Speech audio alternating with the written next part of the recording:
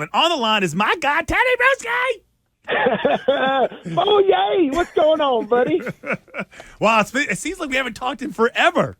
I know. I missed you guys, man. How things been? It's been great. Actually, I would like to officially introduce you to Megan Ottolini. And basically, her nickname is Mego because she's our new co-host, Tedy. Hi, Tedy. Hi, Mego. I've listened. Actually, I'm always listening to you guys, so it's nice to talk to you. Nice to talk to you. Okay, I got to get this question out of the way because Okay, I'm got? not sure if you've heard, but Christian volunteered himself in this ridiculous competition that he's doing at Boston College tomorrow at 8:30 in the morning. He and Wiggy, Jermaine Wiggins from the morning show, of course you know Wiggy, they are going to have a catch-off where they are going to be competing to catch 15 balls out of a jugs machine at 8:30 in the morning. Keep in mind, Christian will be running on 0 sleep. You know that he has a screwed-up back. So he's kind of a hot mess. But it's gotten really pathetic, Tedy, because everybody we talked to, even Bill Belichick, hinted a little bit that he was siding on Wiggy because Wiggy has such good hands. Everybody outside of our show has sided with Wiggy in this contest. Who you got? Man, that's hard now. I've played with both of those guys. I've seen them catch passes and see them use their hands and everything. I always took Wiggy, though, as more of a body catcher. So I got to go with Team Fauria. Foe to the yay all day long. Attaboy. Well, listen, they thought I was going to sit here. Gloves? As long as you got good gloves. No gloves. No gloves, Tedy. We got to go gloveless. No gloves. Neither one of us have gloves. That's just like, we got to go raw dog. Yes, we got to do it that way. Does that change anything for you, Tedy? Ooh, that's different now. I remember Wiggy being a barehanded. Was Wiggy barehanded? One game in his entire life he caught the ball with his bare hands. Otherwise, he's a glove guy. All day long, he's a glove guy. I'm still with you, Fauria. There you go. That's a big oof. Not having gloves. This is jugs machines too. Yeah, ramming speed too. They're coming at you. I'm still with you, man. But you're the underdog. Do you think he's insane? No, yeah, of course he's insane. I've always thought he's been crazy, but that jugs machine too. That goes through your hands right to your face. Yeah, I know. Now you could get it in the nose if you don't, off to the left or off to the right, or can you body catch? Well, listen, you can catch whoever you want, but if you try to body catch it, it's going to be like getting punched in the gut. I don't actually recommend that to anybody. Plus, they're going to be about eye level, Tedy, so it's not like you can jump up and catch it with your chest, Yeah. We got a little more padding there in the body. So absolutely. I don't know. When's the last time you saw Christian? He knows I'm true. Oh, yeah, he always stay in pretty good shape, I thought. Yeah. All right, so listen, Tedy, we haven't talked to you in forever. So obviously the biggest question, right, is just the development, the maturity of Mac Jones. Like, what have you seen from Mac Jones? Do you think he can, kind of fix those issues, or do you think he's going to kind of be struggling the rest of the way? Well, I think going from last year to this year had to be a shock to the system for him, with Josh leaving, of course, and then Matty P taking over and doing things. I mean, those are two different personalities, too. And then I think Matty P has had to learn on the go a little bit also in terms of calling offensive plays. So there's been a lot of transition offensively, and it's basically what I've expected to see out of Mac, and also the offense really to have their struggles. I just think going forward, these guys win games, and they're all going to be ugly. Every win's going to be ugly. It's not going to be perfect. Can Mac Jones have 2, maybe 3 games down the stretch where, boom, he's the reason to win, and he throws well, and he takes care of the football, that type of game? I don't think you can depend on Mac right now like, that's our guy. He's going to throw 300 to 400 yards and be efficient. It's got to be the other areas of the team, which are very good for the Patriots right now. But Mac this is just about what I expected to see. Okay, second-year quarterback, getting used to the league, because the league is also used to Mac and who he is and what his weaknesses are. And I've always thought the one thing Mac needed to be successful is a very strong offensive line and talent around him. Okay, he isn't there yet in terms of I'm a quarterback that can make the talent around me better. I can make my offensive line better because I can get it out in under 2.5 seconds and make my read so quick, and I'm the same page with my receivers that it's going to be okay. He's not there yet. So the offensive line has to be very good, and it struggled also. So, I mean, to be where they are right now, I think that's what's expected, and they should just say, we're good where we are now, and we've got a chance with a lot of these teams that we're lumped in with. Teddy, you talk about where they are now. Does it feel like this team, or I should say specifically the offense, because the defense has been rolling pretty nicely for the most part, but the offense, does it feel like they're kind of behind schedule for where they are in the season and just kind of what they know about themselves and what they do well? I mean, it's just an offense Mego, that's a great question, but they're just so different than, I mean, even if you stick in with a couple of teams in their division, like how explosive are the Dolphins? How explosive are the Bills? You know, they're really nowhere near that type of threatening to a defense if we're preparing against the New England Patriot offense, really. I mean, I love what Ramondre has been doing and what he's turned into and how he's progressed, but still, you know, it's just, they're not the Bills. They don't have Tyreek or Waddle or a Stephon Diggs, those type of players. Across the league are offenses that you look at, and they can score within, 5-6 plays, a minute and 45 seconds, and you fear those type of systems.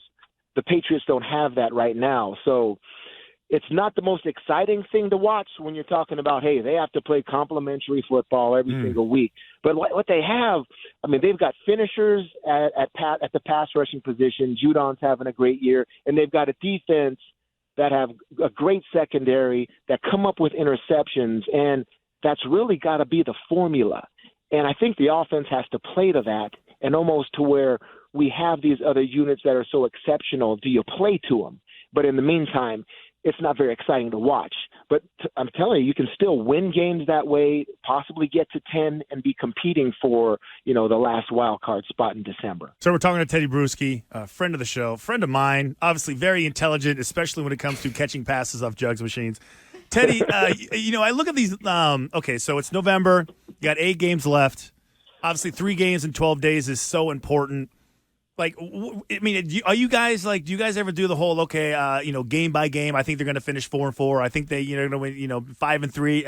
Are you guys doing that, on your Sunday morning show? We're not really. I mean, we try to stay current on the games that at hand because people are watching on Sundays and they want to know what's going to happen today. We do get big picture sometimes, and when you're talking about 3 games in that short of a period, I think as players in the locker room, you're not really bred to look ahead, but I think you're bred to where you see that stretch and it's like, okay, how am I practicing today? And what's my effort in practice in terms of, okay, all I'm doing now today, we may be in full pads, but I got to read my keys and place my hands in the right place, and that's all. Because, I mean, I'm worried about being healthy for all 3 of these games, 100% healthy. I think that's where you can manage yourself. You're not getting as much preparation when they're stacked in like this. But, I mean, it's a stretch, which is the NFL. It's popular. You're going to play on Thursdays. You're going to play on Sundays. You're going to play on Mondays. And, veteran players just have to be ready for something like that. Teddy, we've been talking a lot about, Bill Belichick a couple weeks ago saying that not only were some of the Colts linebackers calling out the Patriots plays before they executed them, but the week before, the Jets linebackers were doing that as well.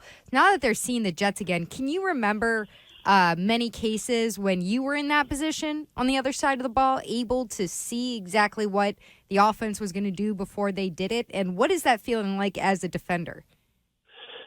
Yeah, I got a weird theory about that, Mego, because it's almost like what you do defensively. Watch the 3-step drop, watch the screen pass, watch the draw, run to the left. You know how many times I've been wrong? Okay, and then it's like all of a sudden you're right. So I knew their play. No, it's really just the preparation, and it's the what good defenses do when they communicate. Okay, eye backs, they've got a tendency for run and play action to the tight end side. All right, watch the tight end side run. The offensive guard's light on his hands. All right, watch the play action pass.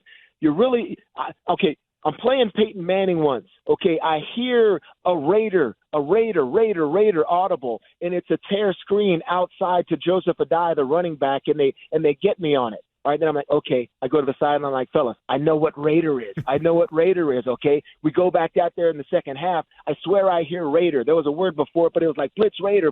I'm like, Raider, I got it. He runs an angle route on me when I try to jump it to the flat, and he burns me down the middle of the field in a big game for about 30 yards. So it goes with the game. And especially at the linebacker position where you're just trying to give your D-line and your safeties as much information as possible.